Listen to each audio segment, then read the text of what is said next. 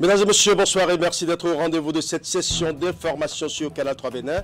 Voici les titres du journal. La Fascorie pour un Bénin émergent FCBE était cet après-midi à la Commission électorale nationale autonome Sénat pour le dépôt de leur dossier de candidature dans le cadre des élections législatives de janvier 2023. C'est le premier parti politique à se manifester depuis le lancement de cette opération de dépôt de dossier de candidature le vendredi 28 octobre dernier. Dans ce journal, le point de l'opération et l'ambiance qui prévaut actuellement à la Sénat. Toujours à la Sénat, nous ferons un zoom sur le processus proprement dit du dépôt de dossier de candidature, un processus qui en lui-même se déroule en 3 étapes, à savoir l'accueil à l'entrée de la Sénat, l'inscription dans le registre d'arrivée et les traitements des dossiers. Avec le directeur des opérations Rufin Domingo, nous allons constater l'innovation apportée cette année avec une touche informatique afin de faciliter l'enregistrement aux différents partis politiques. Nous parlerons également dans ce journal de la reprise des consultations médicales foraines par l'Agence béninoise de gestion intégrée des espaces frontaliers. Cette année, l'opération se déroule dans le département du Koufo au profit des populations des zones frontalières. Pendant une semaine, ces populations seront consultées pour le traitement de maladies éventuelles. Voilà pour les titres. Mesdames et messieurs, à nouveau, bonsoir. La Fascorie pour un Bénin émergent FCBE était cet après-midi à la Commission électorale nationale autonome Sénat pour le dépôt de leur dossier de candidature dans le cadre des élections législatives de janvier 2023. C'est le premier parti politique à se manifester depuis le lancement de l'opération le 28 octobre dernier. Nos envoyés spéciaux ce matin à la Sénat les ont suivis de bout en bout durant l'opération. Voici le compte rendu. Paul Humpé, Idrissou Bako et El Farouk Soumanou à la tête d'une délégation des Fascories pour un Bénin émergent à l'entrée de la Commission électorale nationale autonome. Il est environ 12h30 ce mercredi 2 novembre 2022, dernier jour du dépôt des dossiers de candidature pour les élections législatives du 8 janvier 2023. Ils sont accueillis ici par le président de la Sénat et c'est déjà la première étape du processus d'enregistrement. Direction la salle de vérification du mandat et d'enregistrement du parti dans le registre de l'ordre d'arrivée. À ce niveau, c'est la branche technique de la Sénat avec à sa tête le directeur général des élections qui conduit les opérations. Il explique la procédure aux responsables du parti. Ils sont d'accord. Nous sommes d'accord. Nous sommes prêts. La délégation se rend ensuite dans la salle de traitement avec la cantine contenant les dossiers de candidature des FCBE. Après plus de 3h30, Paul Humpé sort avec le récépissé provisoire. À notre arrivée, nous avons été bien accueillis. Les dossiers ont été vérifiés, circonscription par circonscription d'abord, et dossier ordinaire et dossier des femmes. Et puis les agents sont rentrés à l'intérieur de chaque circonscription. Ils ont compté donc les différents dossiers les individuels et puis les différentes pièces. Donc je crois que le logiciel qui a été installé dans les différentes chapelles politiques ont aidé à véritablement contrôler les qualités des différentes pièces et surtout la complétude.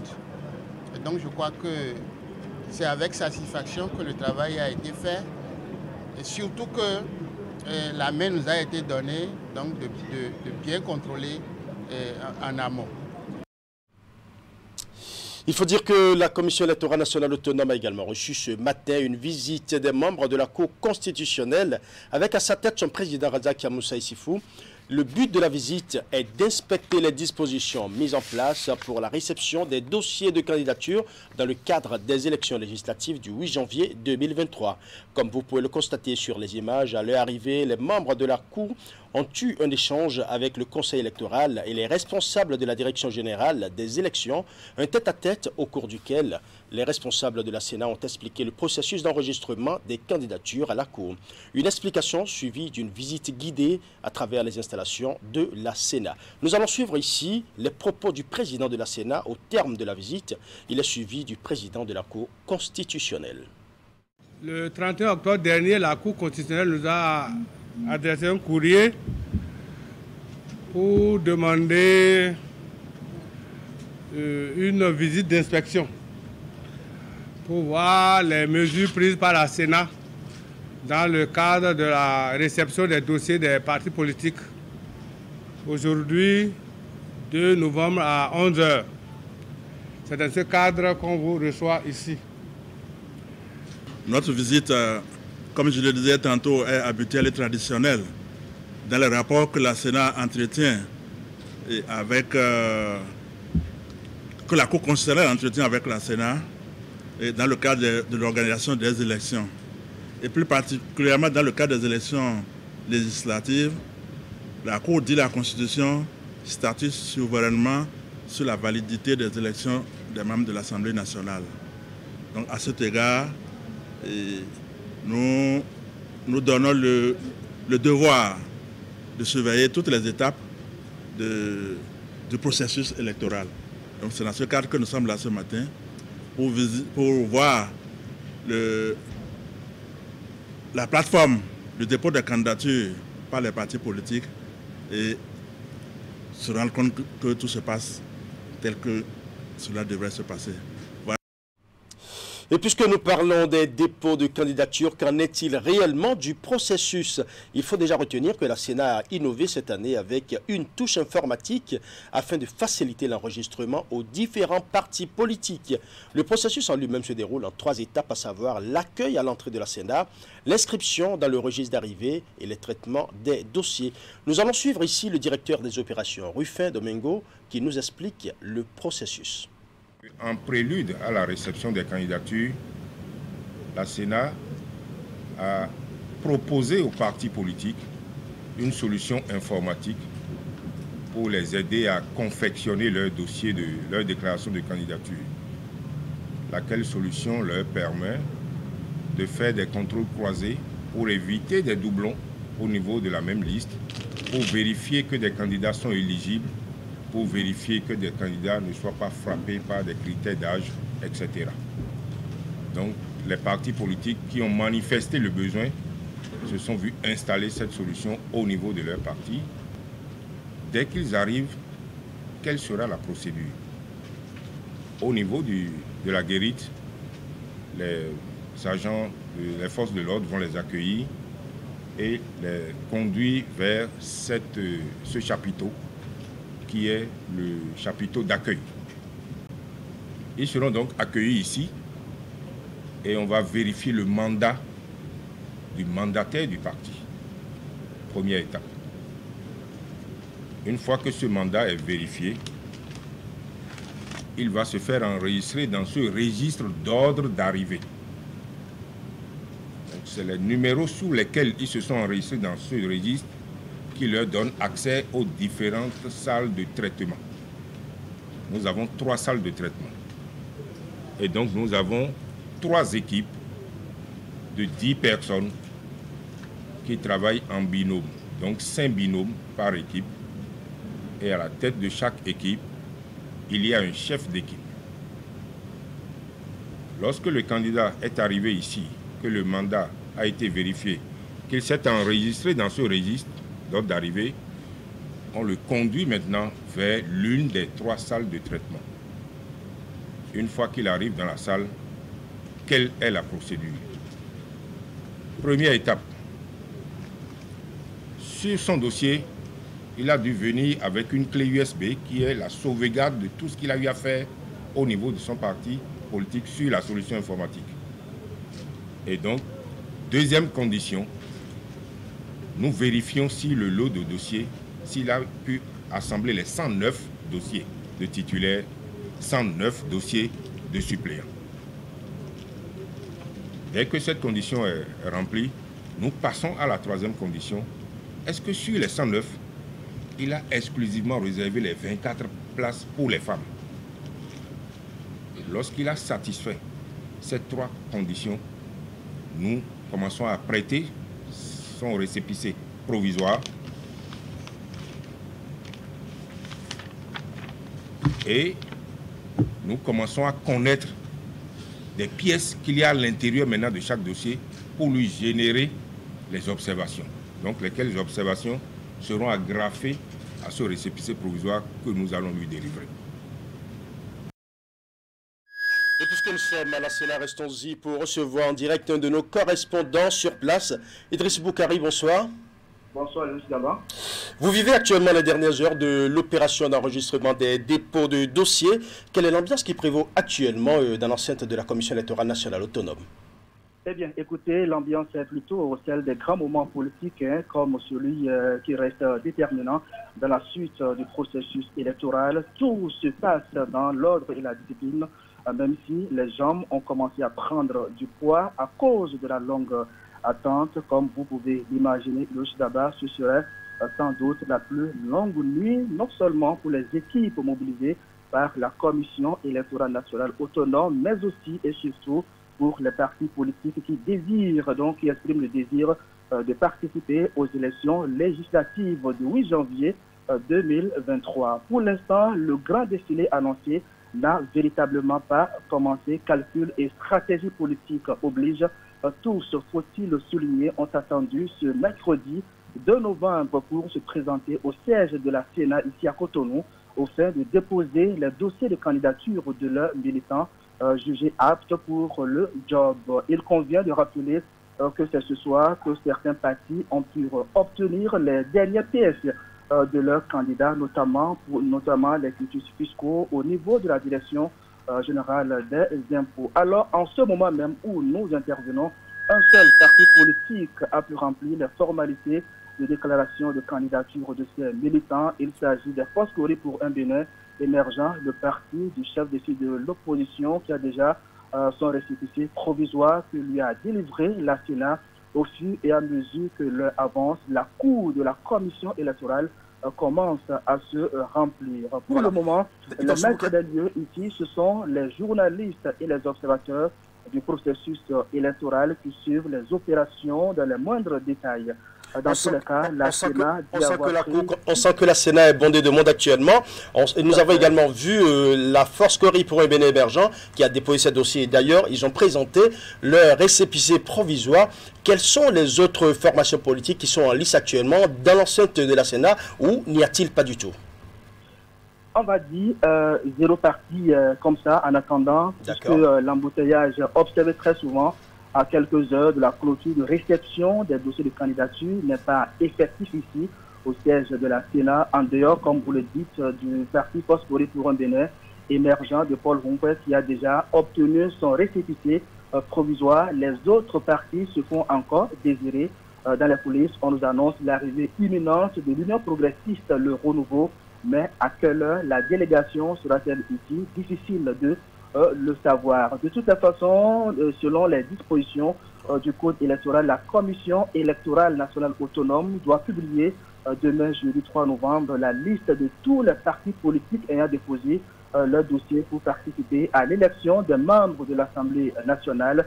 Bien évidemment, le secret ou bien le mystère qui est fait autour des noms des candidats dans les différents partis politiques et dans les 24 circonscriptions électorales sera sans doute levé et sans doute également la presse en donnera les détails dans la parution de demain. Ici, au siège de la Sénat et le Chidaba, la soirée ne fait que commencer. Oui. Idriss Boukari, nous constatons une fois encore que les formations politiques attendent les dernières heures pour se bousculer à la porte de la Sénat. Selon vous, qu'est-ce qui explique ce dépôt tardif? Est-ce par pure stratégie politique ou les pièces à réunir sont-elles difficiles est-ce que le processus pour réunir les pièces sont difficiles? On va dire que ce sont les deux options. De l'autre côté, vous savez que depuis quelques jours, il y a certains partis politiques qui donnent déjà l'alerte des difficultés auxquelles ils sont confrontés pour l'obtention des quitus fiscaux et même des attestations de résidence. C'est une évidence que les pièces donc à constituer posent problème. Mais de l'autre côté, il s'agit également d'une stratégie politique parce que il est difficile pour les partis de dévoiler qui positionner à quel niveau, dans quelle circonscription, sans que peut-être l'adversaire ne puisse changer de stratégie et positionner peut-être un candidat en fonction des positionnements de l'autre parti. En tout cas, ce sont les stratégies politiques auxquelles nous sommes habitués et nous savons que, en tout cas, avant 0 heure, tous les partis politiques qui désirent participer à ces élections sont tenus d'être dans la cour de la Sénat. Sinon, ils seront obligés donc d'attendre donc la prochaine élection. Oui. Merci à vous, Idrissou Boukari. La nuit s'annonce longue, comme vous l'avez dit à la Sénat. Vous l'avez précisé avant 01. Et quelle sera la suite à donner au processus, selon l'agenda de la Sénat, bien sûr? Selon l'agenda de la Sénat, après les formalités de ce soir, qui vont peut-être se poursuivre jusqu'au petit matin de demain, la Sénat, on n'a pas encore la précision de l'heure. Dès que la Sénat va finir de boucler complètement les opérations, elle est tenue de publier les différents partis politiques qui sont restés dans son timing, qui sont restés dans son agenda. Et peut-être en fonction de ça, elle va publier officiellement la liste des partis. Pour le moment, on va dire que c'est de façon provisoire, les partis politiques retenus pour compétir. D'accord. Merci à vous, Idrissou Boukari. On vous retrouve très bientôt pour d'autres développements de l'actualité au niveau de la Sénat.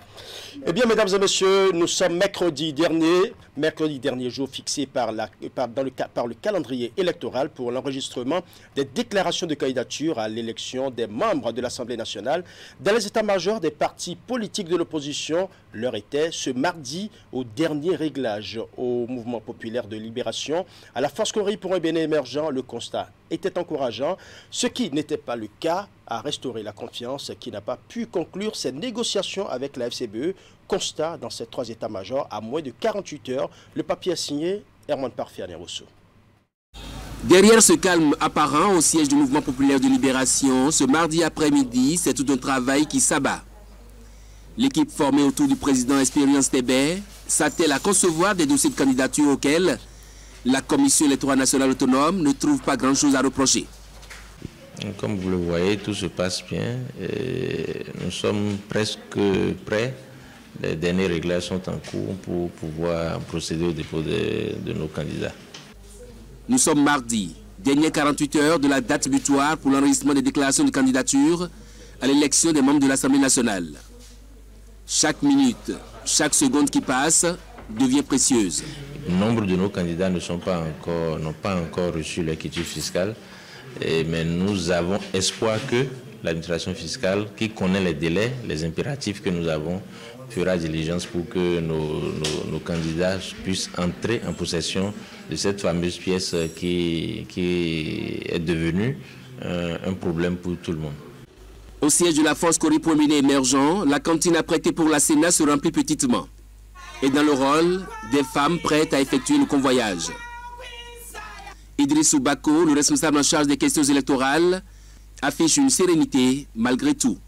Pour ce qui concerne le quitus fiscal, nous avons tiré leçon de l'expérience de 2019. Et par rapport à ça, et très tôt, depuis plus de 2 mois, on a demandé à toutes les têtes de pont de se mettre en règle vis-à-vis du fisc. D'abord, pour le foncier, tenant compte des lieux de résidence, et deuxièmement, pour les TVM, pour ceux-là qui ont des véhicules. Nous avons eu un peu plus de 400 dossiers. C'est pour 218 places. Lorsque quelqu'un n'est pas en règle, on est obligé de le mettre à côté et d'évoluer. Nous avons certains responsables, leaders de région, qui malheureusement ne pourront pas nous accompagner parce qu'ils ne sont pas à jour. Si dans bien des états-majors de partis politiques de l'opposition, tout semble se peaufiner, ce n'est pas le cas au siège du parti Restaurer la confiance. Le bureau politique sortait d'une concertation, une réunion de crise. Il est issu de cette rencontre du Ben que nous prenons acte de cette décision unilatérale du bureau politique de la FCBE de rompre les négociations et condamne le fait que le courrier devant nous notifier la dite décision ait fait le tour des réseaux sociaux avant même de parvenir officiellement à notre bureau. Le communiqué lui dénonce le non-aboutissement d'une démarche. Le président de RLC se veut plus précis quant aux conséquences de tels malentendus. RLC, comme vous venez de l'entendre, à travers notre communiqué, va observer un retrait stratégique au cours de ces élections. Donc, il est clairement dit que RLC ne participera pas en tant que parti politique à ces élections mais participera de façon active à la campagne aux côtés des forces qui seront dans la logique de la recomposition de la classe politique nationale. Et ceci se fera circonscription par circonscription. Le constat fait dans quelques états-majors du parti de l'opposition à quelques 48 heures de la clôture de l'enregistrement des dossiers de candidature est bien rassurant. Le processus électoral suit son cours. La loi ayant disposé que les dossiers sont déposés 50 jours avant la date de démarrage de la campagne électorale. Nous avons également fait un tour dans les états-majors des partis politiques de la mouvance pour constater l'ambiance qui a prévalu ce mardi. Était-il déjà prêt pour le rendez-vous de la Sénat? Vous allez le constater dans ce reportage. Mercredi 2 novembre 2022, c'est la date butoir pour le dépôt des dossiers de candidature au titre des élections législatives du 8 janvier 2022. À quelques heures de ce rendez-vous important, ça bouge dans les états-majors des partis politiques de la mouvance. Au siège du Bloc républicain à Cotonou, on s'affaire, on apporte des petites corrections aux différentes informations afin de présenter un dossier irréprochable à la Sénat. Je dirais que c'est un travail de checking, énième opération de checking.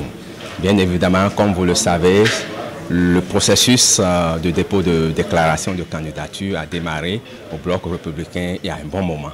Donc nous sommes à une dernière étape de contrôle de conformité des dossiers de déclaration de candidature. Nous sommes comme des candidats allant à un examen et nous voulons nous assurer que tous nos dossiers sont bons et que l'arbitre qu'est la Sénat ne trouvera rien à reprocher. Donc tous les dossiers sont déjà ficelés en réalité, mais il est toujours nécessaire, tant que l'heure de la composition n'est pas arrivée, vous continuez de faire la révision, n'est-ce pas?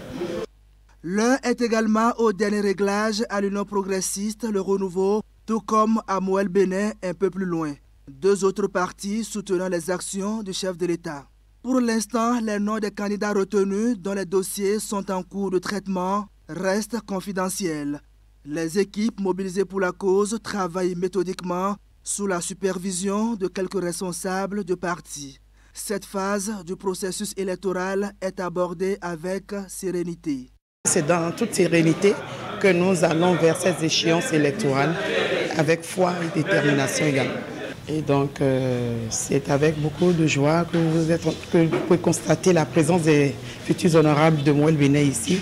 Ils sont là pour accomplir les toutes dernières formalités avant que les cantines ne soient bouclées et déposées à la Sénat. Vous avez constaté que nous sommes ici d'ailleurs dans la salle de traitement de la déclaration de candidature. Et donc c'est ici que nous passons la liste dans la base de données qui nous lie à la Sénat, qui permet que le traitement aille vite et que nous puissions nous-mêmes déjà à notre niveau détecter les petites fautes, les erreurs que nous aurons sur notre liste et les corriger ici. Malgré la sérénité observée de part et d'autre, tout n'est pas encore prêt. Certaines pièces manquent dans quelques dossiers, mais l'on compte les obtenir dans un délai raisonnable pour rester dans le timing de la Sénat. Ce que nous constatons, c'est le manque de quitus en fait des camarades. Et vous pouvez imaginer que depuis le matin, j'ai déjà passé N appels aux camarades pour qu'ils puissent se rapprocher donc de la Direction générale des impôts et voir la situation donc de la délivrance de leur quitus fiscal. C'est la seule pièce qui manque à certains dossiers. Nous avons rencontré quelques difficultés, surtout par rapport à la lenteur de la délivrance du quitus fiscal. Il faut avouer que là-dessus, les responsabilités sont partagées. Il y a la lenteur administrative qui concerne la Direction générale des impôts, mais il faut aussi avouer que du côté des candidats, les demandes ne sont pas allées tôt au niveau de la Direction générale des impôts. Dans son message de lancement de la réception des déclarations de candidature, le président de la Sénat a invité les partis politiques à faire preuve de vigilance, d'attention et de rigueur dans le montage de leurs dossiers. Selon son chronogramme, la Sénat rendra publique la liste des partis politiques ayant déposé leur dossier de candidature à l'élection des membres de l'Assemblée nationale le jeudi 3 novembre 2022. Et pendant ce temps, sur le terrain, le bloc républicain enregistre une nouvelle vague d'adhésion. Il s'agit de femmes battantes de Pira et plusieurs chefs villages qui ont officiellement annoncé leur décision de faire désormais partie du bloc républicain. C'est sous le parrainage du jeune républicain Serge Odoboro. Reportage. Au pays des pactes de terre, la famille des membres et militants du bloc républicain ne cesse de s'agrandir. À la suite de nombreux autres, les femmes battantes de Pira ainsi que 18 chefs villages font aussi leur adhésion au parti du cheval blanc cabré. L'annonce officielle a été faite devant les cadres, leaders et une population fortement mobilisée. Nous, femmes battantes de Pira, sommes des lionnes prêtes à soutenir les actifs du chef de l'État par le biais du parti bloc républicain. Nous, femmes battantes de Pira, exhortons tout le monde ici présent à faire de même. Nous ne serons jamais fatigués de le dire. Le BR doit s'enraciner dans la commune de Banter. Le BR est le parti de la commune de Banter. Nous appelons les uns et les autres à venir massivement pour gonfler le rang de ceux-là qui sont déjà dans le BR. Toutes catégories confondues. Nous vous appelons à nous suivre massivement pour soutenir le BR, comme le dit Plus Unis Plus Fort pour construire le Bénin, Plus Unis Plus Fort pour construire la commune de Banter. C'est ensemble, dans la synergie d'action, que nous allons construire notre commune de Banter. Pour chaque membre des nouvelles catégories d'adhérents, les raisons qui sous-tendent cette décision ne tiennent qu'au développement de la commune de Banter, aux côtés des responsables du parti, tant au niveau communal, départemental que national. Les désormais cavaliers ont promis de travailler à l'enracinement de la formation politique, mais surtout à la culture de la paix et au maintien de la cohésion sociale retrouvée. Chaque fille et fils de Banter est appelé à œuvrer pour le développement et rien d'autre. L'avenir de Banter se trouve dans le bloc républicain. Parce que les leaders que vous avez ici devant vous, ce sont les gens qui ont le goût du sacrifice. Pour qu'il y ait un réel changement, pour qu'il y ait des pactes. Autant que nous sommes leaders de la commune, avons des parrains politiques. Et chacun voudra tirer le drap de son côté. Je souhaiterais qu'on soit minutieux au vu de certains critères soit opéré pour que véritablement celui qui sera choisi réponde aux aspirations de nos laborieuses populations. Ce que nous recherchons tous les jours, ce n'est que le développement, ce n'est que la paix. Il n'y aura pas de division entre nous. Nous allons réussir ensemble, nous allons construire Banter ensemble. Je suis convaincu de cela. Et nous avons un sage qui nous regarde de loin, Papa Laourou, qui nous conseille beaucoup de choses. Au BR, il y a le développement. Au BR, il y a la considération. Avec le BR, Banter doit se construire parce que nous sommes avec le chef de l'État. Et le chef de l'État, lorsqu'il dit, il fait. Ce meeting d'adhésion sonne également la remobilisation de la troupe pour les législatives de janvier prochain. Autre volet de l'actualité nationale, l'agence béninoise de gestion intégrée des espaces frontaliers renoue avec ses traditionnelles consultations médicales foraines. Et cette année, l'opération se déroule dans le département du Koufo au profit des populations des zones frontalières. Pendant une semaine donc, ces populations seront consultées pour le traitement de maladies éventuelles. Ces consultations médicales foraines ont été officiellement lancées lundi dernier. Reportage. À Tomé, localité située dans la commune d'Aplahoué frontalière avec le Togo. Dans la matinée de ce lundi 31 octobre 2022, des populations défilent devant des agents de santé pour se faire consulter. Il s'agit des traditionnelles consultations médicales foraines initiées par l'agence béninoise de gestion intégrée des espaces frontaliers. Une opération conçue avec la Société béninoise de médecine interne et qui habituellement offre aux populations des services sociaux. L'une des innovations cette année, c'est la prise en charge des maladies cancéreuses, notamment le cancer du sein et du col de l'utérus. On va faire des prélèvements au niveau de ces personnes-là pour faire des analyses et confirmer si effectivement il y a un cancer ou pas. Et s'il y a un cancer, la BJF et la Société béninoise de médecine interne ont prévu que si ces patients devaient recevoir de la chimiothérapie, les 3 premières cures de cette chimiothérapie vont être prises en charge gratuitement. Bien d'autres pathologies telles que les hépatites et autres maladies de sang seront aussi prises en compte au cours de ces consultations. En somme, rapprocher des populations des zones frontalières des soins de santé de spécialité pour le traitement des pathologies. Voilà un axe sur lequel il faut véritablement faire une certaine dynamique. Parce que nos populations frontalières sont tellement confrontées à un certain nombre de choses qui les amènent à voir de l'autre côté. C'est-à-dire que dès que vous n'avez pas le minimum au niveau des localités frontalières, ça amène nos populations à vouloir se tourner vers les pays voisins.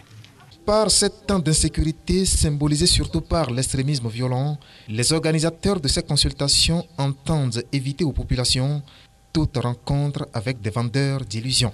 Si les gens se portent bien, ils n'auront pas à écouter ceux-là qui sont là pour semer des troubles à l'ordre public. Si vous êtes bien développé, vous n'avez pas de problème. Vous allez vous contenter de ce que vous avez et donc travailler pour le bien de la communauté. Chère population, je vous invite à faire confiance au corps médical qui, je n'en doute point, saura vous donner le sourire par une prise en charge gratuite à travers les diverses analyses et les médicaments appropriés. Ces consultations médicales foraines reviennent après une période de suspension occasionnée par la crise sanitaire mondiale liée à la Covid-19. Elle dure une semaine. La BGF tient ainsi le pari de l'offre de services sociaux de base aux Béninois vivant dans les espaces dont elle a la charge. Voilà, ce sera tout pour ce journal. Merci pour votre aimable attention. Bonne soirée chez vous.